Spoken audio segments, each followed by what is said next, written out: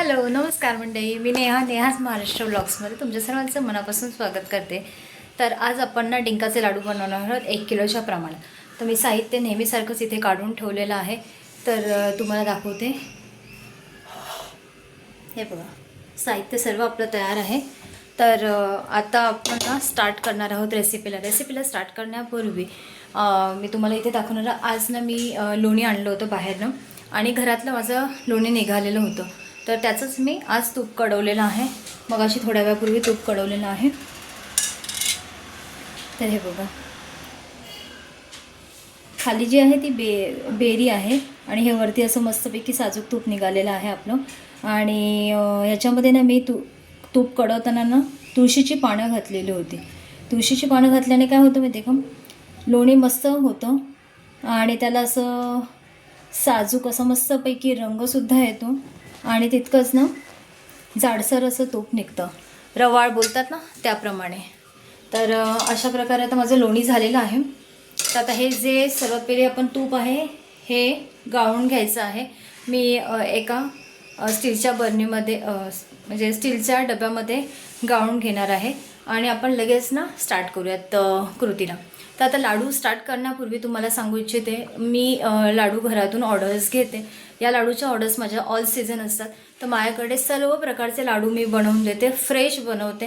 म्हणजे तुमची ऑर्डर आल्यानंतर मी लाडू बनवायला घेते आणि मग तुम्हाला कुरिअर करते।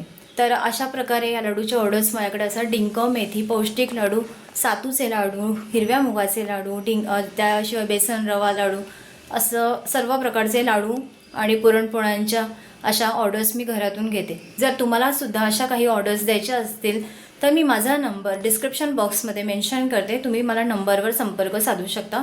मी राहायला पुण्यात आहे, कोथरूडमध्ये।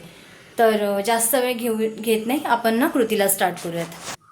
तर इथे सर्वप्रथम ना माझी सुंठ पावडर संपलेली होती। मी सुंठ पावडर जेवढी लागते ना तेवढीच करते। तर आता हे साहित्य मी थोडं स्टार्टिंगला भाजायला सुरुवात केलेली आहे। सर्वात पहिले सुंठ पावडर भाजून मिक्सरच्या भांड्यामध्ये ठेवलेले आहेत। आता मखाना टाकलेले आहेत मी, डिंक, सर्व प्रकारच्या बिया घेतलेल्या आहेत, मगज बी, कलिंगडाच्या बिया, सूर्यफूल बिया, काळे मनुके, पिवळे मनुके, अक्रोड, बदाम, काजू, असं भरपूर प्रमाणात आपण इथे ड्रायफ्रूट्स घेतलेले आहेत। आणि खारीक पावडर पण घेतलेली आहे। तर खारीक पावडर 100 ग्रॅम घेतलेली आहे मी, आणि काजू, बदाम आणि अक्रोड हे मी 50 ग्रॅम घेतलेले आहे। तर आता अक्रोड, आपल्या मखाणा आणि सुकं खोबरं भाजून झालेलं आहे। तर आता हे बाकीचे सूर्यफूल बिया आणि हे जे बाकीचे ड्रायफ्रूट्स आहेत ना ते आता तुपामध्ये आपण परतून घ्यायचे आहेत मस्तपैकी। तर असं खमंग ना तुपावर थोडासा कलर बदलेपर्यंत आपल्याला सर्व ड्रायफ्रूट्स परतून घ्यायचे। ड्रायफ्रूट्स मी परताना सगळे एकत्र परतलेले आहेत, फक्त हे पिवळे मनुके आणि काळे मनुके जे आहेत ना ते सेपरेटली घेतलेले आहेत, कारण ते सेपरेटली मी लाडूमध्ये ॲड करणार आहे, ते मिक्सरला फिरवणार नाही आहे। तर आता हे जे राहिलेलं तूप आहे आपण त्या तुपामध्ये अजून थोडंसं तूप आपण ॲड करून घ्यायचं आणि मग त्यानंतर थोडा डिंक आपल्याला इथे घालायचा आहे। तर डिंक तुम्ही मला विचाराल किती ग्रॅम घेतलेला आहे, तर मी इथे डिंक 1 किलोसाठी बरोबर 80 ग्रॅम डिंक मी वापरलेला आहे। तर आता हे सर्व प्रमाणात आता मी तुम्हाला सांगितलेलं आहे, त्या प्रमाणात बाकीची जी कृती आहे ती नेहमीसारखीच कृती केलेली आहे। मी गुळाचा पाक करून लाडू बनवलेले आहेत। तर हे आजचा लाडूचा व्हिडिओ तुम्हाला कसा वाटला ते नक्की मला सांगा, आणि व्हिडिओ आवडलाच असेल तर लाईक करा, सबस्क्राईब करा आणि अशाच लाडूसाठी ऑर्डर मला करत राहा।